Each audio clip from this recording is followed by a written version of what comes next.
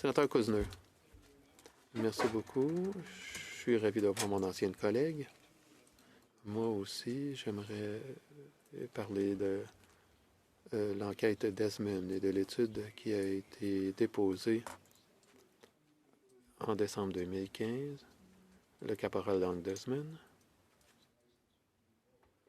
a vu son permis d'armes être révoqué parce qu'il a été arrêté à cause de problèmes domestiques. 5 mois plus tard, en 2016, on lui a redonné son permis, même si il était sous les soins d'un programme fédéral. À travers l'enquête, pendant l'enquête, le personnel a dit qu'à l'époque, Desmond était instable mentalement. Alors, ma question concerne la chaîne de communication, les lacunes. La sénatrice Patterson a parlé de cloison.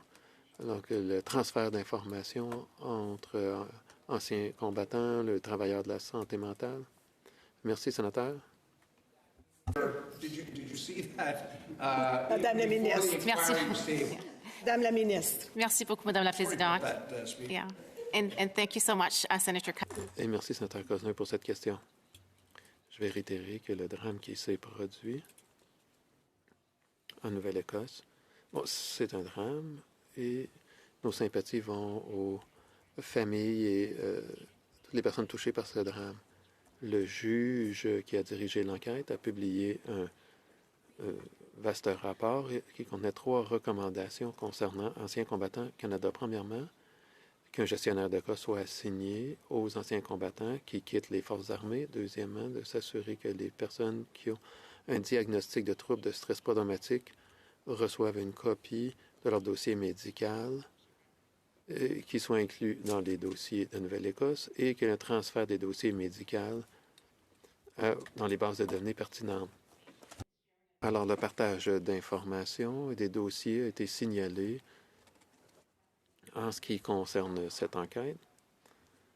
Et mon ministère est en train d'examiner en détail ces recommandations. Et dans les semaines à venir, je pourrais donner plus de détails à ce sujet. Je pourrais aussi ajouter que peu après le dépôt du rapport d'enquête, j'ai communiqué avec la province de Nouvelle-Écosse parce que je pense qu'il y a des recommandations des deux côtés pour anciens combattants, mais aussi pour la province de Nouvelle-Écosse. On veut nous assurer qu'on fait tout ce que l'on peut pour ne pas qu'un tel drame se reproduise. Senator Cousineau. Thank you very much. Merci beaucoup et désolé. Je me suis fait réprimander par la présidente.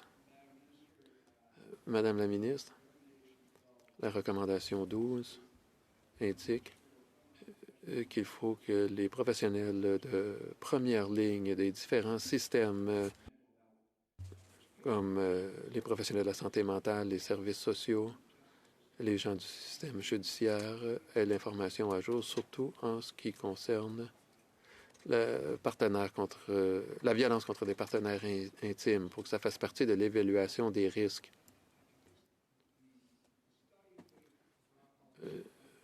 L'étude aurait souligné ces choses, mais il a dû y avoir des discussions au ministère concernant ces lacunes. Est-ce qu'il y a des mesures qui avaient été prises avant? So once again, merci beaucoup, sénateur Cousineau. Je vois. Bon. yeah. With respect to your question, En ce qui concerne votre question, je vais être très clair. Pendant l'enquête, nous avons suivi de près. Nous n'avons pas entendu le rapport avant d'agir et donc il y a eu des changements qui ont été mis en œuvre à Anciens combattants Canada. Bon, un exemple en ce qui concerne les services en santé mentale. Et nous devons nous assurer d'examiner en détail les recommandations et on veut faire tout ce que l'on peut pour empêcher qu'un tel drame se reproduise.